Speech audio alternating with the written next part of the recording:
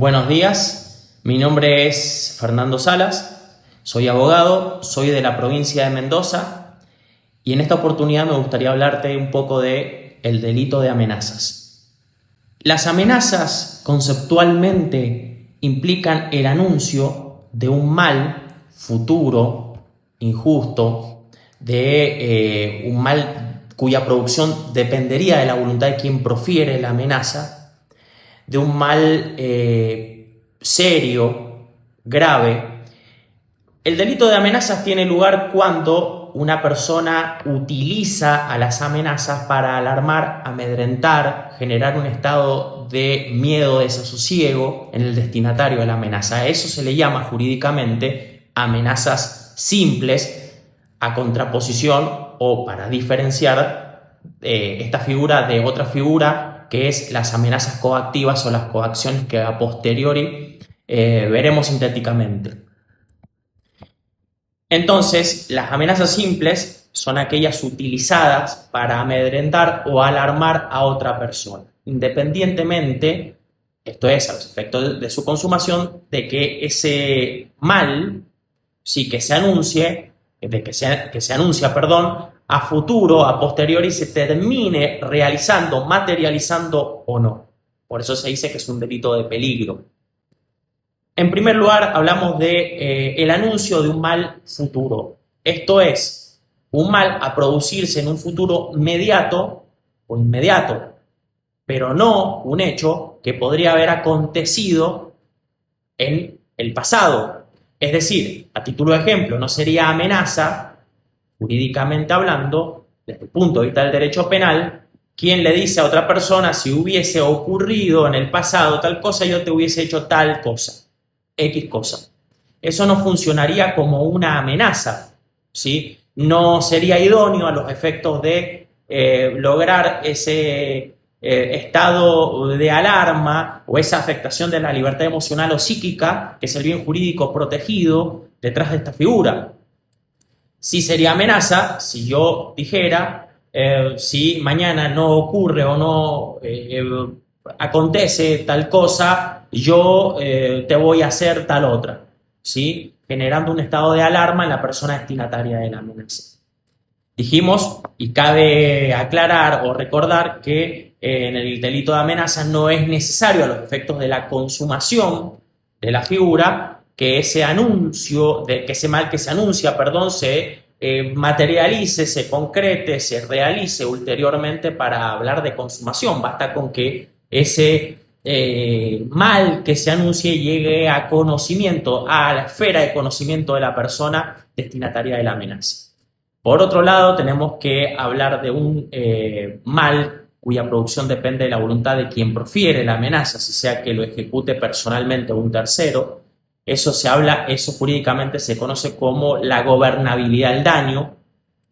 Por otro lado, también esa amenaza tiene que ser injusta por cuanto la persona destinataria de la amenaza no está jurídicamente obligada o no tiene por qué soportar esa amenaza. Siempre en los manuales de derecho se pone un ejemplo que me parece muy claro, que es el ejercicio legítimo, en principio, de un derecho de quien dice, bueno, mira, si vos no me pagás esa deuda que tenés conmigo, te voy a iniciar un juicio, una demanda. Bueno, eso en principio no sería amenaza desde el punto de vista del derecho penal, por cuanto implica ejercicio de un derecho, independientemente de que el derecho sea tal, exista o que ulteriormente inicie esa persona ese juicio, ese proceso y lo termine ganando o perdiendo, ¿sí? Distinto es si yo te digo, si yo le dijera a una persona, mirá, si vos no me pagás esa deuda, te voy a quemar tu auto, voy a incendiar tu auto. Bueno, eso sí sería o encuadraría en el delito de amenazas. Por otro lado, se habla de graves y de serias. Independientemente de lo que haya sentido internamente la persona frente a ese mal que se le estaba anunciando, es decir, si sintió miedo, si no lo sintió, debe tener objetivamente idoneidad para alarmar o amedrentar a las personas en general. Es decir, puede suceder, yo siempre pongo el caso de quien le exhibe un arma a otra persona. Yo creo que la generalidad de las personas a las cuales se le exhibe un arma tendrían algún tipo de temor. Bueno, puede suceder que haya personas que no tengan ese temor, que no sean fáciles de conmover. Bueno, está bien, quizás es una excepcionalidad, pero aún así se está ejerciendo, se está empleando un arma, se está ejerciendo un acto que tiene idoneidad desde el punto de vista objetivo, más allá de esa subjetividad que dije anteriormente, para lograr ese fin que es alarmar o amedrentar al destinatario de la amenaza.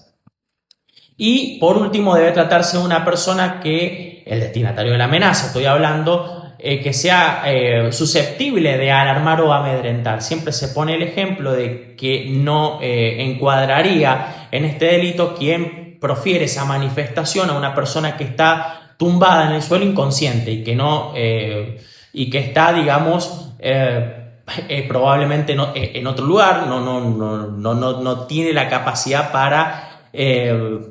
para poder comprender lo que se le está diciendo, ni siquiera saber que alguien le está dirigiendo la palabra. Entonces, en ese caso, no se podría hablar de delito de amenaza. Sí podría hablarse de delito de amenaza si hay alguna persona que está junto a esa persona que está en el suelo inconsciente y que sí tiene esa capacidad para recibir y para saber el contenido de ese mensaje. La tentativa sí sería posible en este delito, dependería de la circunstancia. Por ejemplo, si se descubre alguna misiva, alguna carta que iba dirigida a otra persona que por algún motivo no llegó y que en su contenido tiene alguna manifestación intimidante dirigida a alarmar a la otra persona, se podría eventualmente hablar de tentativa, pero la consumación se produce cuando ese mensaje logra llegar a la esfera de conocimiento del destinatario de la amenaza. Como agravantes tenemos el caso del arma y el caso de las amenazas anónimas. El caso de la amenaza anónima es el caso de aquella amenaza donde yo no conozco el oferente de la amenaza, lo cual genera o podría generar una mayor afectación de esa libertad emocional, por eso la razón de ser del agravante. Y en el caso de la amenaza con arma, que se utiliza el término arma genérico, no necesaria arma de fuego, puede ser cualquier arma que necesita ser exhibida y la persona a la que se le exhibe el arma que no solamente tenga conocimiento de la existencia de ese arma, sino una creencia del poder vulnerante del arma para que funcione efectivamente la agravante de la figura típica.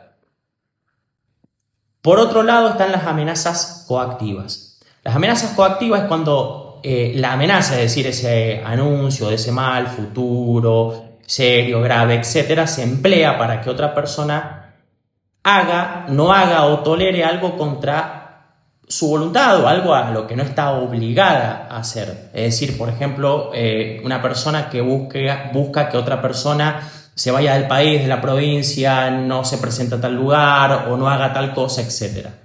Repito, de que es un delito que se consuma cuando ese mal que se anuncia llega a la esfera de conocimiento del destinatario de la amenaza, independientemente de que esa finalidad que la persona haga, no haga o tolere algo contra su voluntad se cumpla, se realice, se materialice a posteriori o no.